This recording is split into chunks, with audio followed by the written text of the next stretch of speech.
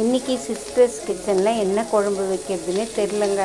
அதனால் நூக்கல் வாங்கின்னு வந்து சரி குருமாவாக வச்சிடலாம், 2 வேளைக்கும் வச்சிடலானுங்க. காலைல இட்லிக்கு சட்னி தேட முடியல, அதனால் 2 வேளைக்கும் வச்சிடலானுங்க.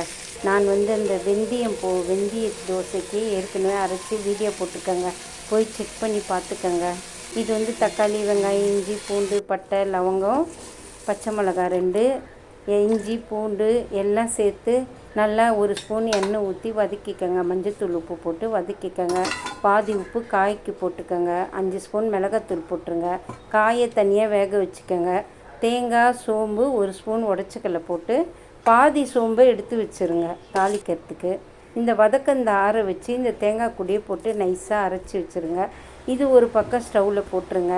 இந்த பக்கம் வந்து இட்லி ஊற்றிக்கங்க. ஒரே மாவு தாங்க 3மே வரும்.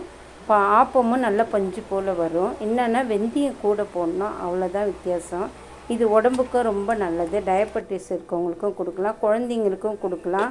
இப்போ வந்து சம்மர் டைமில் குழந்தைங்களுக்கு ரொம்ப ஹீட் ஆகிடும்.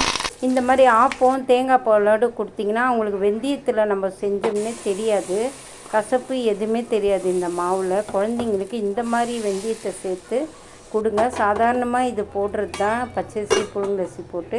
வெந்தயம் மட்டும் கொஞ்சம் கூட போடணும். அளவு எல்லாம் நான் போட்டிருக்கேன் சிஸ்டர்ஸ் கிச்சனில், நீங்கள் போய் செக் பண்ணி பாருங்கள். எவ்வளோ சாஃப்டாக வந்திருக்கு பாருங்கள். குருமா வந்து நல்லா அரைச்சதை ஊற்றி ஒரு கொதி விட்டு நம்ம இறக்குனோம்னா குருமா வந்து ரெடி ஆகிடும். கொத்தமல்லி போட்டு இறக்கிட வேண்டியதான். இங்கே பாருங்கள், தோசையும் பஞ்சு போல் வருது, முருகலாக வராது. வேணால் நீங்கள் ட்ரை பண்ணி பாருங்கள். நான் குண்டாக தான் ஊற்றினேன். எவ்வளோ சூப்பராக ரெடி ஆயிடுச்சு பாருங்கள். 2 வேளைக்கும் குருமாவும் ரெடி ஆயிடுச்சு, 3 வித டிஃபனும் ரெடி ஆயிடுச்சு பாருங்கள். எது வேணுமோ பசங்க இட்லி கேட்டாலும், தோசை கேட்டாலும், ஆப்பம் கேட்டாலும் நீங்கள் ஊற்றி தரலாம். எதுவுமே வித்தியாசம் தெரியாது. ரொம்பவே சூப்பராக இருக்குது. பிடிச்சிருந்தால் லைக் பண்ணுங்கள், ஷேர் பண்ணுங்கள், கமெண்ட் பண்ணுங்கள்.